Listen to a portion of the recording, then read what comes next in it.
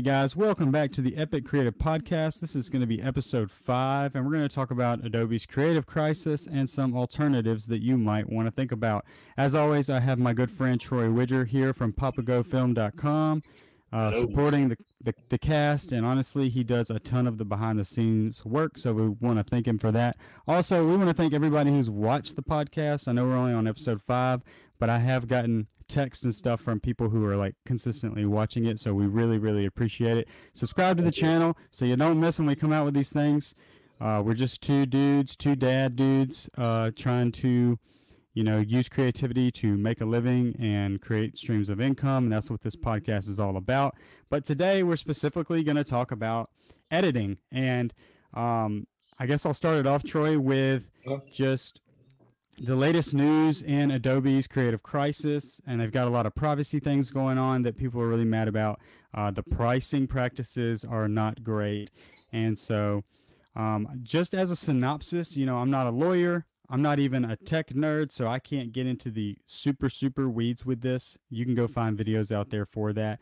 But just an overall synopsis, Adobe released an update to things like Photoshop, and it was mainly Photoshop that got the flack on this. And they basically made you opt out of, not opt in, opt out of them using your images to train their AI machines, basically. So think about it like you're, taking photos for a magazine, for a cologne company, and they're going to use those images to then create images through Firefly and other AI softwares, which could then just put you out of business, because then they can just make the images rather than hiring a photographer to do it. So that's where the uproar is in the photography landscape, and Photoshop, Lightroom, those are heavily involved in that. And then the other thing is with their pricing, if anybody out there uses Adobe, and comment below if you do, tell us what you think about it. Do you hate it? What are your woes on Adobe? But if you use Adobe, you know that it's not cheap. Even as a student, I think it's like $25 a month, or it used to be. And I pay maybe $50 a month, which is outrageous. That's $600 a year. Now, granted, you get the whole suite, but whatever. The problem with it is lately is in their terms of service, and when you sign up, they make it easy to sign up, but they make it hard to unjoin, basically. Because they have clauses and stuff in there that makes you, if you opt out, then you have to pay the remainder of the year. So it could cost you $250 to get out of it, which makes you stay in it, which makes you spend the $600 per year. So it's really sneaky, but there's a lot of lawsuits going on right now. In fact, I think the Justice Department is suing Adobe. But again, you guys can look into that. We're here more to talk about the creative side of things. And with that all being said, I'm going to pass the second point on to Troy, and we'll go from there. Great. So basically why we're talking about this, I never liked the subscription model in the first place. So what we're getting into is not making money, but kind of saving money here is what we're going to talk about. We're going to talk about some alternatives to Adobe. We both use Adobe. I'm locked into, I kind of do a yearly re-up with a different email to where I get locked in for $30 a month. But still, that's $360 a year. I just logged in today to unsubscribe. What they do, I have 4 months of the year remaining, so they would charge me half of that, which is $60, 2 months, $30 a month, to get out of that. So I got 3 days to decide on that. Because I need a Lightroom alternative. We're going to get into that. I'm looking at ON1. Right, they're usually like $205 one-time licensing fee. Right now, they're running a sale for the next 3 days, $50 one-time licensing fee. It looks like it's a good blend of Lightroom and Photoshop together. We'll get into that. I'm going to relate all this to music a lot because AI is disrupting everything. And these subscription models, I pay so many subscription models between the video, the photo side, and the audio side. Like, if I sat down and added it up, I'd probably vomit, honestly. I don't even want to think about it.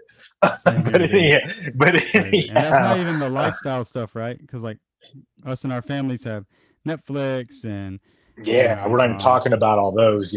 Oh man, if we added all that, Amazon Prime, HBO Max now, that it's summertime. Anyhow, So Waves is a big audio plugin company, world renowned. All the studios have Waves plugins in there. About a year and a half ago, somewhere between a year and a half, 2 years ago, they tried to go to a subscription model, tried to pull the same thing Adobe did. Hey, you've already paid for all these plugins, but too bad, we're going to do a subscription model. People were furious. People were outraged. You saw here's all the alternatives, free alternatives to the Waves plugins, this and that going on. Within, I would say maybe 2 weeks to a month, they went back and said, oh, okay, so we're doing the subscription model, but you can still buy the plugins outright. So you have the option to do either or. So that was interesting, but that was all due to, the consumer upheaval. When Adobe did this, I don't think they even cared, or maybe there just wasn't enough uproar when they went into the subscription-based model. Forrest, maybe you can talk about it. Were you using Adobe at that time when they switched? Yeah, for sure. I think I had the last version of CS6, which is like the suite you could buy. And this is probably not legal, but back in the day, I used to buy Macs from a guy in IMAX. I used to buy IMAX from a guy in New Orleans who you just told him what all you wanted in it. And when you bought the iMac, and it was only like $500, it had the entire suite of CS6 in it. And they all work somehow. I don't know. Anyways, that being said, when they switched, it did seem like a good deal at first, I think, to most people, because the suite could have been $1,200 or $800, something pretty big, but you got to keep it. It wasn't a subscription. But then you dangle in front of somebody, hey, $20 a month. $800, $20 a month. Even though they're going to get more in the long run, it appears to just the average consumer through marketing. And that's another sneaky way of marketing. Instead of just saying, hey, this was going to be a year, but you're going to pay monthly, they just dangle that really, 2-digit number in front of you. And it's like, oh, wow, it's only this much. I don't have to pay the $1,200 to buy it or the $2,000 to buy the suite. So kind of a sneaky marketing ploy, but it definitely works, especially on a college kid. Like, I think it was 2012-ish, I think, when all that happened. Maybe slightly earlier.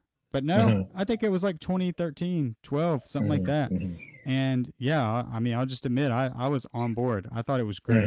And I would talk about how great it was to people. Okay, cool. And not saying it's still fine, really.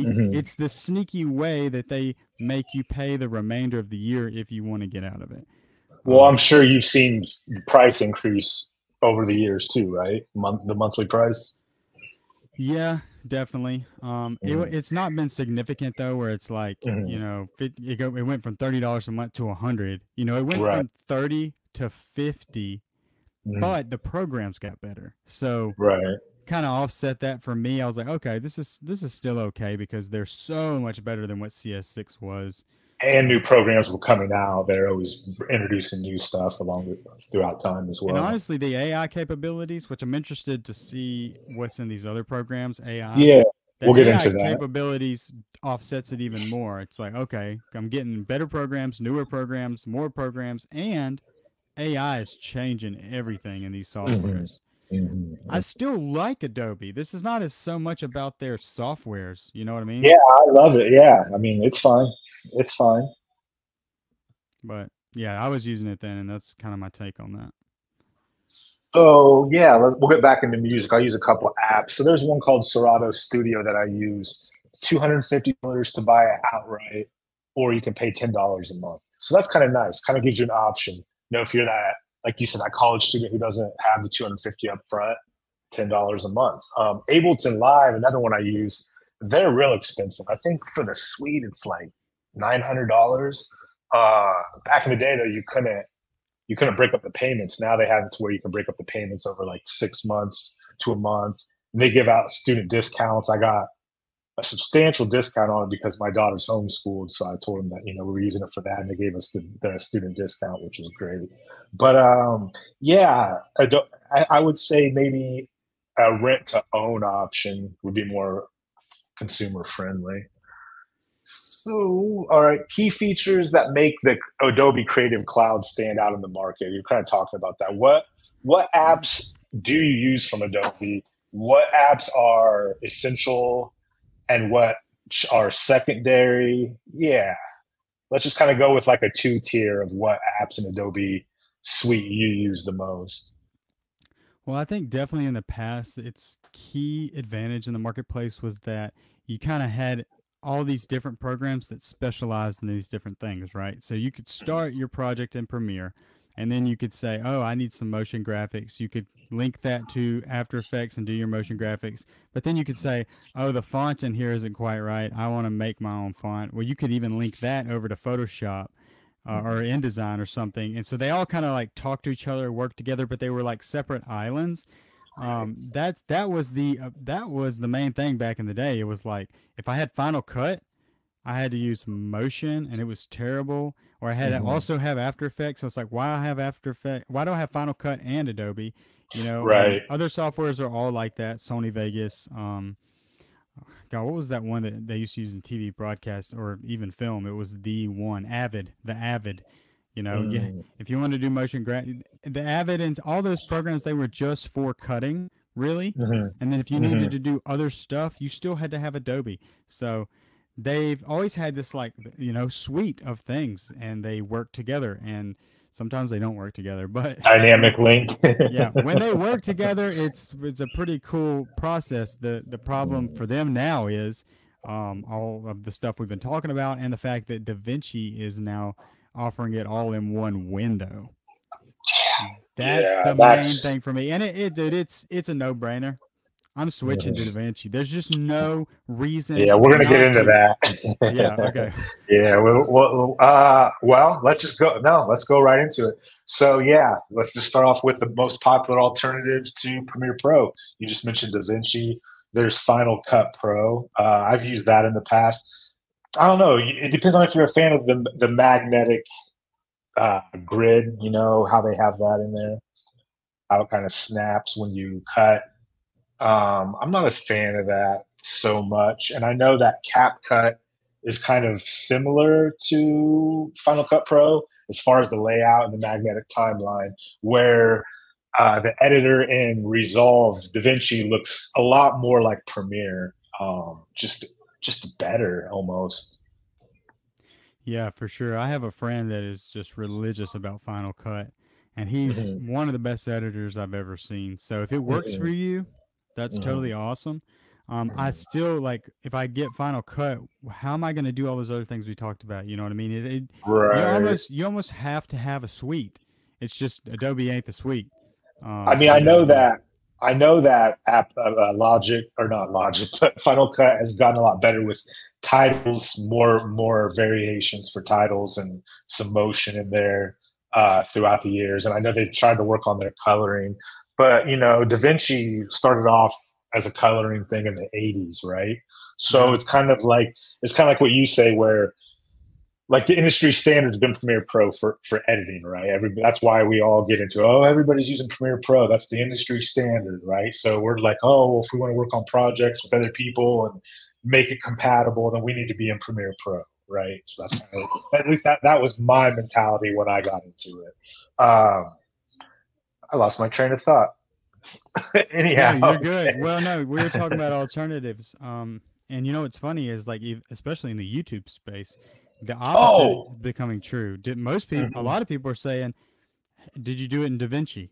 Like DaVinci seems to be like the new, like how Adobe was back in the early 2010s. Now DaVinci is that, and I can say from being at that keynote at the Blackmagic thing at NAB, they did. I went to a keynote.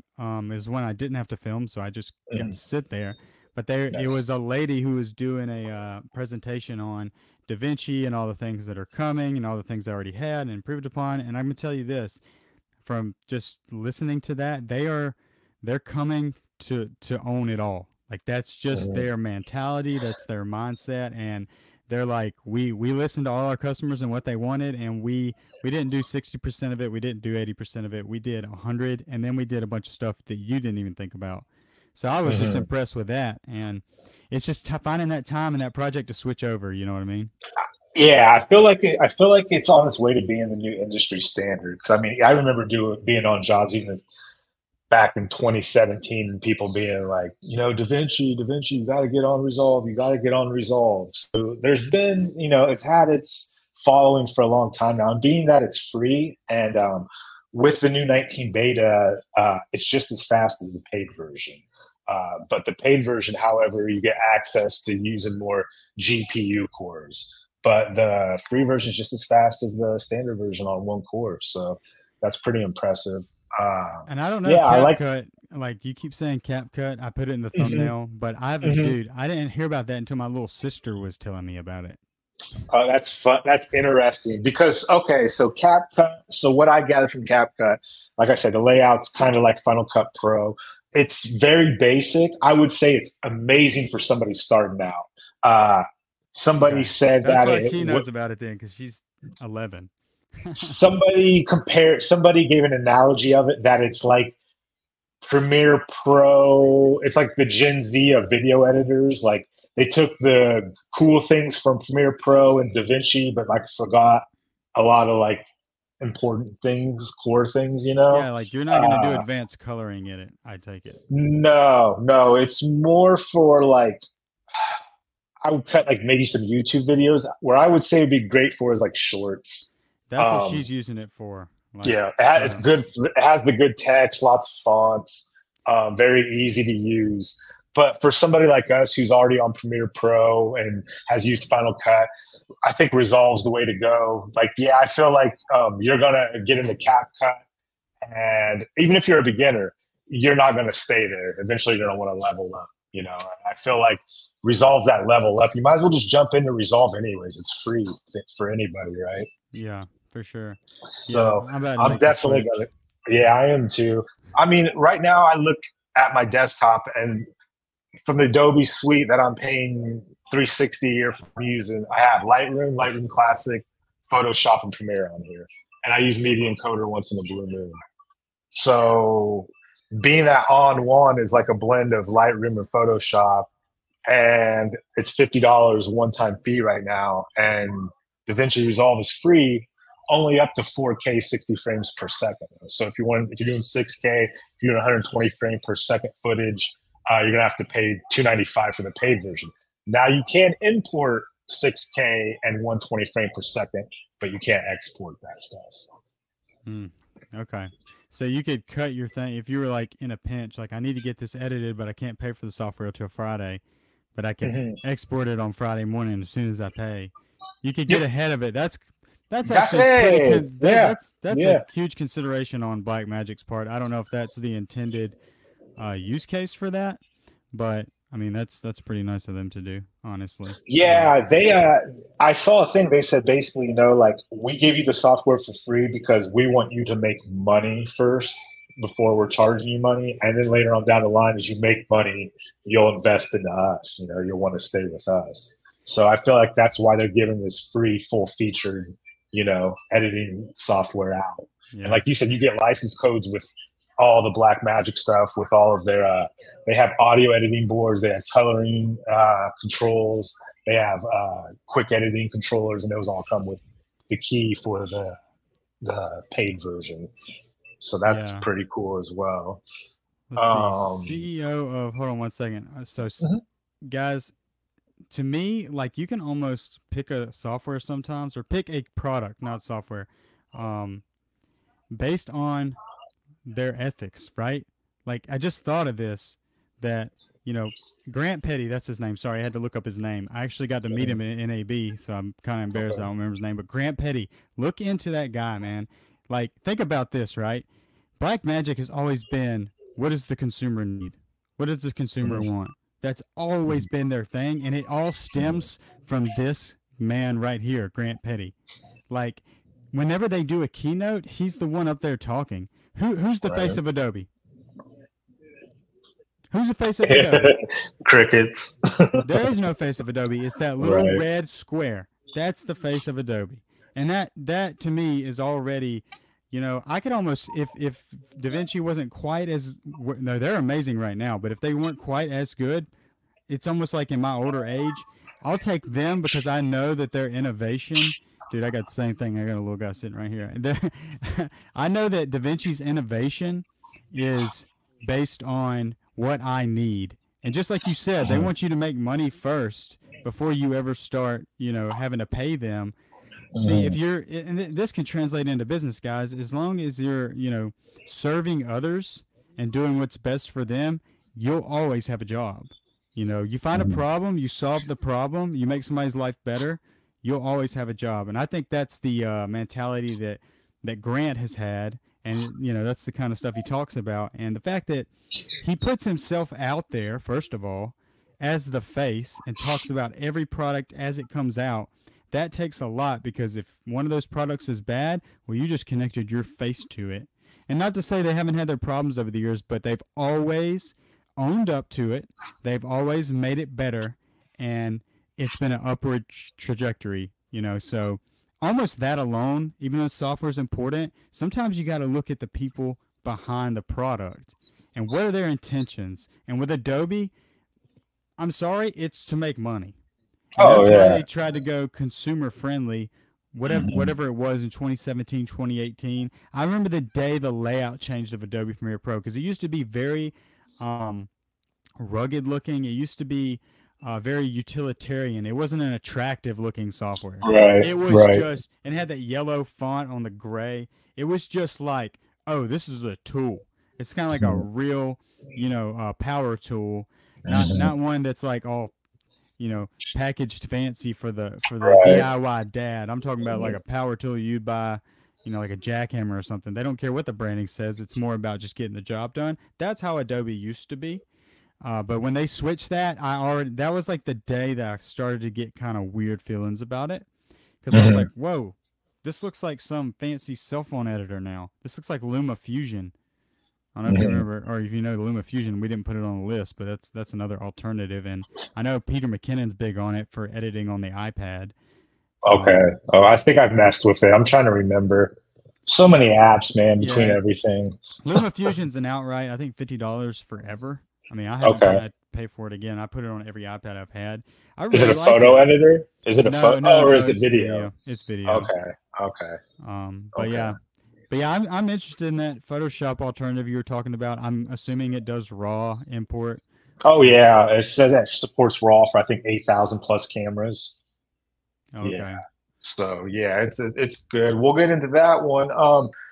Let's see. So the alternatives for Premiere Pro, you got Final Cut Pro. I think it's $300 for a one-time license, and DaVinci Resolve free. And if you want to upgrade, it's $300, and CapCut is free. Another cool thing about CapCut that I want to bring up, and it kind of also correlates to DaVinci, is you can edit web-based on there through the internet. So I remember we were on a job together, and some footage just came in, and they were like, hey, we need you to do an edit for us real quick. And you grabbed like some random computer and like found, I forget what it was, some random old Microsoft video editing software. You're like, I've never used it before, but you pulled it up and like got an edit together real quick. And I was like, that's kind of the nice thing about CapCut and DaVinci, because with DaVinci, you can't move your interface around. So you're kind of, no matter where you go, you're familiar with it, where CapCut is web-based. So no matter where you are, as long as you have an internet connection, you can jump in and do some editing real quick, and you're familiar with it on any computer or wherever you go. So that's another benefit of those two, I think. And you're saying CapCut is web-based. Do you mean like the interface or like the footage? No, like you can sit there and edit on the web. You can download the app, or you can just import your footage web-based and do everything there. Kind of like a Canva, right? Yeah, for sure. Which, hey, just like that. Speaking of Canva, bro, like it has totally replaced my design work in Photoshop. It has not replaced my design work in Illustrator. If I need to do some like really tedious vectoring, at least to my knowledge, Canva can't do that. I don't see why they haven't implemented that. If they just wanted to literally obliterate Illustrator, I would just add vectoring, like being able to vector images and really detailed curves on images. As of now, I've never seen where I can do that. And I do have some beef with Canva, but it's totally replaced Photoshop for me.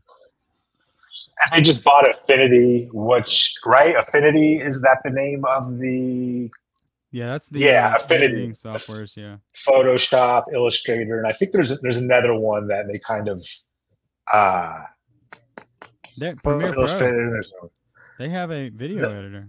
Do they? Well, I know there's a suite, and there's not the video editor included in it. It's on sale right now, half off for like $80 if you want to go that way. You know why all these are on sale, right? Yeah, because everybody's sticking it to Adobe right now. Everybody's kicking them when they're down. I was gonna make a video and see if I could get it to Blackmagic the day that all that kind of went down, and I was like, y'all need to run a half off, $150 for one day. I'm on it. Great. I'd buy it. I'd buy it in a heartbeat. And so they came out So speaking of them, they came out with a statement today saying, we will not use any of your footage stored in the Blackmagic cloud to train our AI. So they're definitely on it. Well, and also, like, yeah, they don't need to, man. Like, let all these other third-party companies like ChatGPT and all the stuff that's running on, because they're all paying licenses, I'm pretty sure, except for Adobe. Adobe's trying to build their own thing. Most of those companies they don't have a whole team of AI people in the background trying to make their own AI. They're just buying the license from another company and using it in there. So you don't really need to do that. It's weird how that's going, because like people, like, I'm not surprised people are like outraged. Oh, Adobe's using our footage, or Ansel Adams landscape portraits to train their AI. Of course, because it has to come from somewhere, right? I'm going to take it back to the music again. I created a song on Udio, and I was like, I want a rap song. And it came out sounding just like DMX. And I'm like, okay, so we know where this is coming from, but were they legally allowed to do that? Now, I think Snoop Dogg has totally sold his voice, because when Drake put out that diss song to Kendrick Lamar, he used the AI voice of Tupac and an AI voice of Snoop Dogg. And Snoop Dogg's alive and well, and he had nothing to say about it because he sold the rights to voice already. So I think if these people are going to get paid to train these AI models, that's cool. But kind of like what the gray area now is, like, I think why you're hearing so many like the songs being turned into Motown songs, right, is because a lot of those artists are like dead, and the copyright was kind of a gray water or murky water back in those days, right? Yeah. Once the sampling in the 90s with the Biz Markie case and all that kind of came around, that's when copyright kind of got real strict as far as like sampling and things like that.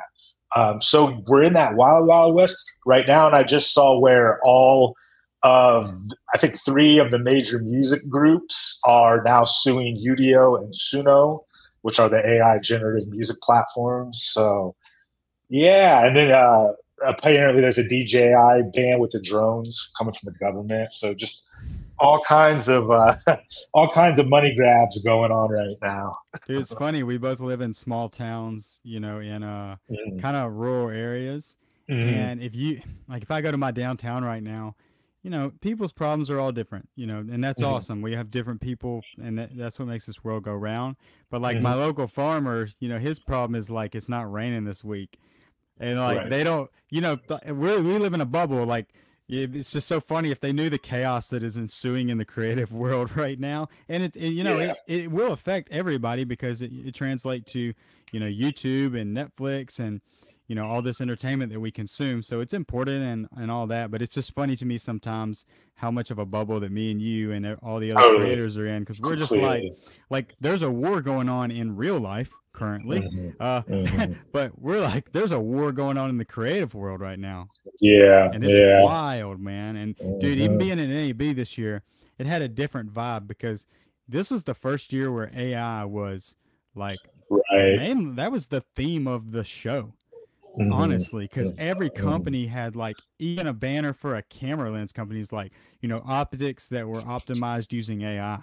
And it's like, even the lens companies are like, we used AI to make this lens better for you, so it was pretty trippy. I would say 2 out of every 10 keynotes you could go watch, AI was the topic. Oh, I could imagine. Yeah. And, it's only going to, we're already using it. And once Apple comes out with their version of it this fall, I mean, look at the install base of the iPhone. Everybody's pretty much going to be using it, you know? Like they say, AI for the rest of us, you know? So everybody's going to be on AI by default. And we've all been using it, even on your iPhone, you know, that it has the adaptive learning. It knows when to charge, you know, it knows when, it predicts when you're going to be on the phone. It can predict what websites to throw to you at specific times of the day. So we've kind of seen this already, you know, for a while now. And we spoke to the remix of audio, you know, and Premiere Pro. DaVinci has that feature. I'm not sure if it's in the free version or not. We got to look into that. I know some nice AI things in the DaVinci Resolve that are in the paid version is you can throw up, you know, verticals, but you can reframe. You can grab your video and reframe within there. So that's a nice little feature.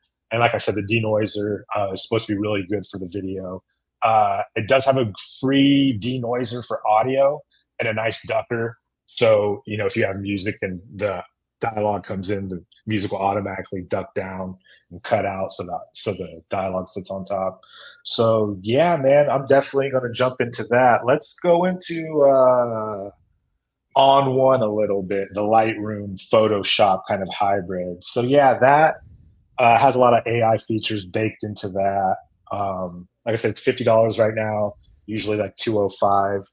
And you can do layers, you can do masking with it. You can do a lot of pretty much everything you could do in Lightroom, plus a lot of Photoshop things. A lot of landscape photographers are using it right now. It has a lot of good touch-up features for the face and things like that. And there's a nice, and back to Resolve and that paid version too. The AI has a nice face masking feature, so you can do touch-ups on the face and it'll track it automatically and all that. So that might be something you want to look into for what you're doing, Forrest. Yeah, I saw that at the keynote, and that was honestly one of the things that just blew me away. Because you know, even like with like like I'm actually working on a commercial proposal right now, and it's you know, it's like a legit, like a bank commercial basically, like a Chase commercial you would see, right? So it really has to have that commercial look, and that's something I've struggled with over the years. Is like I want to soften people's face, I want to like remove blemishes, but I got to go rotoscope all that in After Effects, and if there's anything slightly wrong, I mean, it really takes a professional to do all that in like a specific professional. And so I just never done it. So I've always just lived with those blemishes and lived with those, you know, compromises. But when I was seeing this lady do it in real time, and it wasn't hard. Like she wasn't like, you got to draw all these points. It was like, no, it grabs the face. And then if it's not quite right, you use this little tool to draw, and then you tell it to do this, and then you press render, and it's just like, boom. But now what is that called? Fusion inside of there?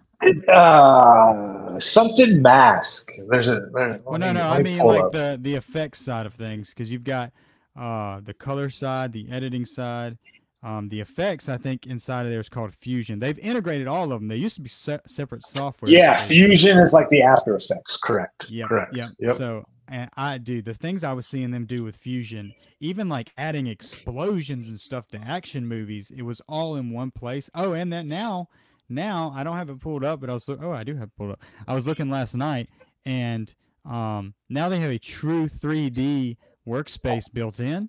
So the stuff you used to do in Maya and in what was that other software you could do 3D stuff in that was free, open source?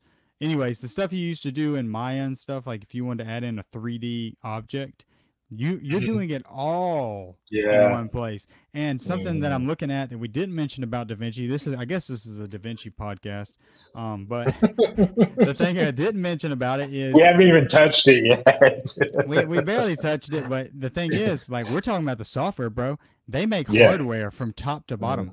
They make hardware consoles from $200 to $2 million. Yeah. I mean, like, they're just covering it all. And if you look into, gosh, I forget his name again. Why do I keep forgetting it? Grant Petty. You know, I've watched a bunch of interviews with him. You know, he started like we have started, basically. He got a camcorder, worked in broadcast, and, you know, Blackmagic has been a broadcast-based company until, I don't know, 8 years ago when they started making, you know, cameras that were a little more suited to filmmakers and not just broadcast. But they've just covered everything, man, from your broadcast television, consoles, all the way to people who are making indie films. And I'm like, oh yeah, they have hardware. Like, Right. So they they just got don't make software. So the software has 6 pages. They got the media, which is obviously, where you import everything. They got the cut, which is where you can stack various timelines and only affect one. Then they have the edit, which is it looks more like the Premiere Pro traditional editor. Then you have Fusion, which is like the After Effects that we said. Then you got your color panel, obviously, where you do all your correction and grading. And then you got Fairlight, which is your audio. Now, that's just supposed to be a full-on DAW in there. I can use all my third-party plugins right here in Fairlight, which is pretty amazing. I got like thousands of dollars worth of audio plugins that are pretty nice that would be cool to, use on some of this stuff, some of this video stuff.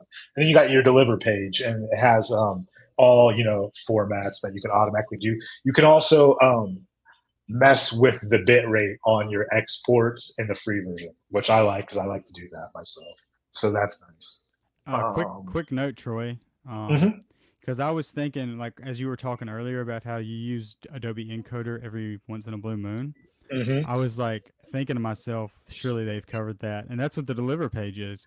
Yep. If you need to just convert a batch of footage, you could just bring it in, go to the deliver page, and it's Encoder. Basically. Yep. But you're not having to leave the software. You're not having to have a whole nother software running. So, man, I think today, right now, will mark the day. We'll look back in 10 years where Adobe faded into the shadows. I think so. I really do. Yeah. I mean, the fact that we can do what we can do with the free version of Resolve is a no-brainer. I think what I'm going to do, if I was to keep Adobe for another 4 months, right, and let that yearly subscription out, that's $120. I could cancel with them right now for $60, buy ON1 for $50 while it's on sale for the next 2 days, save myself $10 because that's $110, and be done with Adobe. And then download DaVinci Resolve and start in it tomorrow morning, And that's the other thing. Let me ask you a question real quick. Yeah. Do you have fun anymore when you edit in Premiere Pro? Like, were you having fun when we were in that live stream, ripple editing and all that? No. Was it more tedious than fun?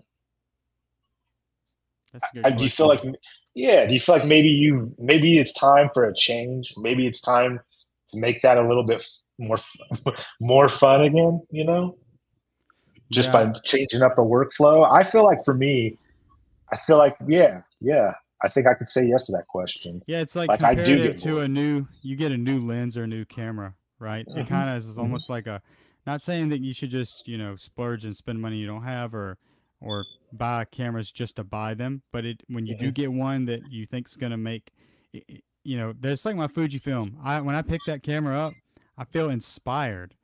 It gets me excited to shoot. And the Red's the same way. But to be honest, the COS R that I'm filming on right now just doesn't do that. I'm just like, I use it because I know how to use it. It's easy. It gets the job done. But it's not something that I'm like, dude, I want to go shoot a documentary with this thing. I'm having fun on this thing right now. Exactly. And dude, gear and equipment and software can inspire you. So I think you're right. Absolutely. I think a change of scenery, but what will amplify that is a change of scenery for inspiration that doesn't come with a boatload of baggage. Right. That's what really takes me out of the experience with Adobe. And let me know when you got to go. But no, you're fine. I'm just getting all kinds of. I just forgot to put it on airplane mode. We're good. No, you're good. So that's what really gets me pulled out of that moment of inspiration and happiness with editing, because I don't know when this thing's going to crash. I just posted a video where I pulled up an old client's project from 6 months ago, and it was all screwed up because of the updates. And and that technically cost me a lot of money because it cost me time. It cost me 8 hours, I think, of resetting everything up. And then, what could I have been doing with those 8 hours? It could have been making phone calls, writing proposals, doing whatever else. Getting other projects done. To the next thing. And the other thing too is, I think we all should always strive to up our game and get better as filmmakers and as creatives. And I just feel like there's a really low ceiling with Adobe in that area, especially in Premiere Pro. Like, you can't do much with the coloring. I've gotten good at doing the coloring because it is simple, but I just feel like the ceiling with DaVinci Resolve is almost endless, because think about it. Like, you could have thousands of dollars worth of plugins in that DAW that I'd never heard of. And I could have thousands of dollars worth of plugins that you never heard of. Coloring plugins, right? See what I'm saying? And I know Premiere has like integrated stuff, but it's wonky, bro. If you ever try to use an integrated software, dynamic link is, bro. Anytime, like, the last thing I've ever tried to do is, oh great, now I got to open up After Effects to do like some motion for a title. Like, oh, it's always been like, no, that's not fun. Like even Lightroom, linking Lightroom to Photoshop. No, I don't want to do that. I want to do everything all in one. So that's the big appeal with DaVinci Resolve and ON1 to me, is that everything is just all in one. It's just clean, Yeah, I think today's the day, man. I'm gonna vow. I already downloaded it, but I'm gonna start editing a new wedding in there, and probably end up having to get the paid version, because there's gonna be something I want to do, and it's gonna go, you got to pay for this. Right. Dude, I wish they'd run a half off sale though. Yeah, that'd be nice. Well, think about it. Even if you, you buy it once, you're paying. How much are you paying right now a month for your Adobe suite? It's stupid. I think it's like $50. Yeah, so that's $600 in a year. So in a half a month, you've paid for Blackmagic. If you were to go ahead and pay the $290, I think it's $295. If you were to pay the $295 for the studio version or whatever they call it, not the free version. I think it's called Studio. Another cool thing about that is, I believe you can be working on a project at the same time, kind of like how we're in Note here together. Yeah.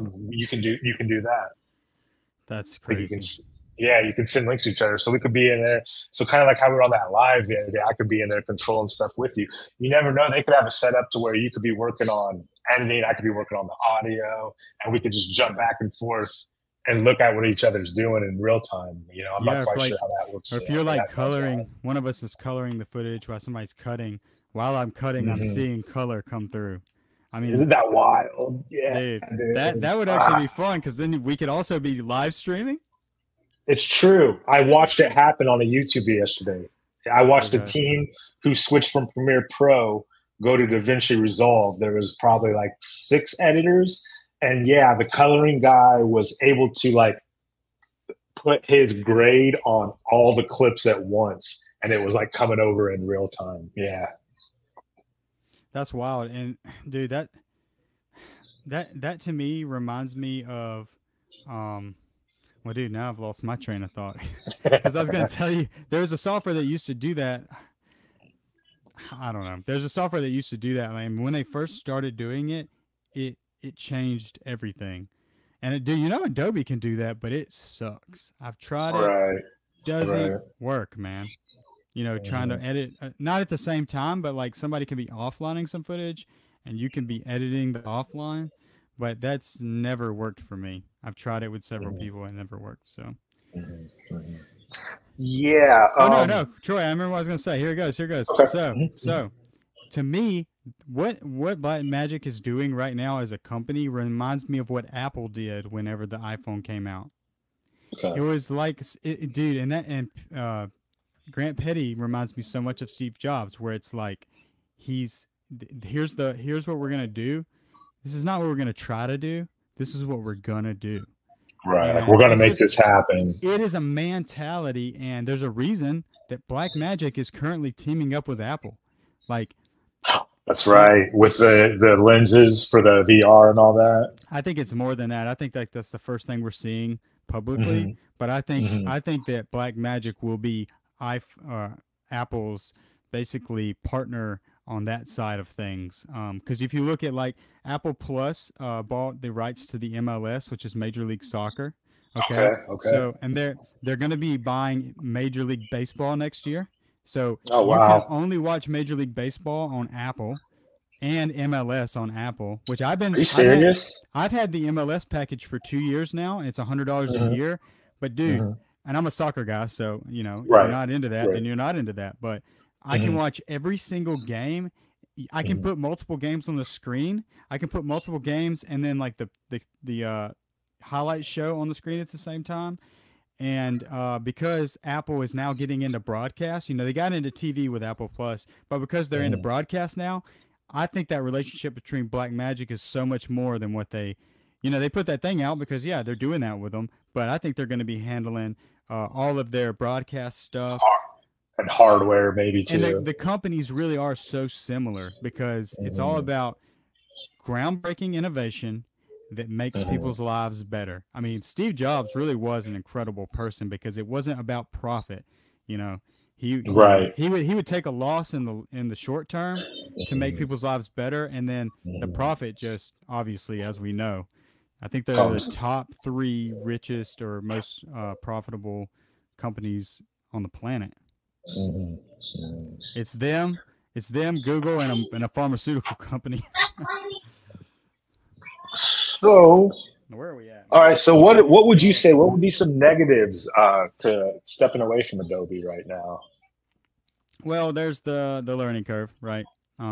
Which I think even that DaVinci and these other softwares companies, they know that learning curve is an issue, and so it's given them even more reason to make these programs user friendly. But it's so weird. Like, it's a lot to ask, but I want user friendly, but I want the most in-depth professional features I can get at the same time. Like, give me the user friendly to my face, but then be like advanced options. Yeah, I feel like Resolve is that way. They got a lot of little buttons that open up menus, some menu diving and stuff. I feel like Resolve kind of is blending those lines that you speak of. Yeah, and I mean, I'm excited to switch over, honestly. But I am too. That would be the main. I think it's going to inspire me to shoot more. I think it'll inspire me to shoot more. Yeah, same here. And honestly, like I want to see how it performs on a passion project. I think that's where you're going to get. Right. I mean, like client stuff. Yeah, we'll do it in there. But we're about to start working on this Palestine Gardens documentary in August, and like that's exciting in and of itself because it feels like all the stars are aligning. Like I got the Fujifilm and I love the way that thing looks. It inspires me to shoot. So if I have something that inspires me to edit what I shot, to me that is just like the ultimate, passion dual bond there. So I'm excited about that and to do the client stuff too. Lots of inspiration. Cool. So so maybe I would say some cons would just be, maybe that stigma of working with other people. If you're working in the industry or if you're working on collaborations a lot with other people, then I could see where you're kind of bound to Adobe. But guys like us who are a company of one, who you're just kind of working by yourself, I really don't see an issue there. I feel like it's a non-issue. Like you said, the learning curve is going to be there, but that's with anything you do. And if you already know how to edit, like if you know how to edit in a DAW, an audio DAW, you kind of know how to edit video, right? The trimming, all that, ripple editing, things like that. So if you kind of have a good grasp of these things already, then I don't think the learning curve is as bad as we think it would be. I think it'll be pretty easy. The only thing that intimidates me with Resolve is the coloring with the nodes and everything. Like that's going to be the biggest learning curve, but it also is where it's the most powerful. So obviously, those two things are going to go hand in hand. Well, and luckily too, like it's not a new thing. So there's a lot of free resources out there, and people have learned it well enough to now teach it on YouTube for free. Exactly. Yeah, there's tons of tutorials. So anything you want to figure out how to do, it's at the typing of it or at the Siri, command, whatever. It's there. Cool. Let's talk about maybe Capture One. Are you familiar with that? We use that for tethering. Like if you're doing tethering work, I know that's a good alternative to using Lightroom. But I don't think that ON1 has tethering capabilities in there yet. So if you're doing a photo shoot and you want to be tethered, Capture One is a great alternative for that. And, I've only done one tethered project ever, so that's more for the me too. And it was super pro photographers who are doing things in real time. Most of my Yeah, photography is just like I bring it back and work me on it in too. Lightroom. Yeah, it's always when I'm on other people's projects that I've had to deal with that. But for the people out there that do deal with that, yeah, Capture One's a great alternative. Used it in the past, had no issues with it. I'm running out of things to talk about. Really, I could just sit here and go on about DaVinci. DaVinci Resolve that we haven't used yet. I think maybe we should, maybe like later on in the week, get on a live, maybe kind of go through Resolve and mess around and comment on it. Maybe do a live reaction to Resolve, huh? Yeah, that would actually be pretty fun. I'm down to Yeah, do that towards that'd the be end of the cool. week.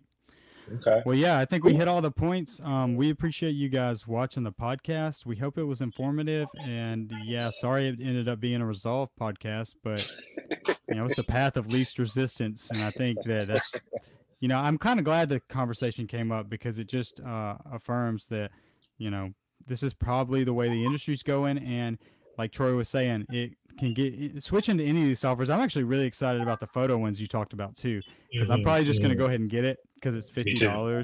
Just even if I didn't use it, like it makes sense to give it a shot for that low of a price. And I'm not inspired anymore in Lightroom either, bro.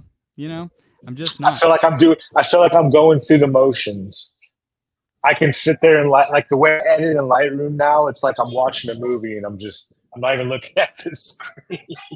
Yeah, and that might not be a product of the software. It could be just that we used it that long, and in that case, it is. It's the workflow is just so dialed in. That's what it is. Yeah. But so it'll be inspiring as we move forward to check out all this new stuff, and it'll give us more content to talk about with you guys in the future. And leave it in the comments. Any suggestions any of you guys have? Any thoughts on any of the software we've spoke of? We'd love to hear about it. We're in the learning process, and hopefully you'll join us and we can all get away from Adobe. No, I totally agree. Please do comment, guys. Subscribe to the channel. Me and Troy are going to check out. We might be doing a live reaction video, so go check that out. And we'll see you in the next pod. All right, Troy. Peace. Peace.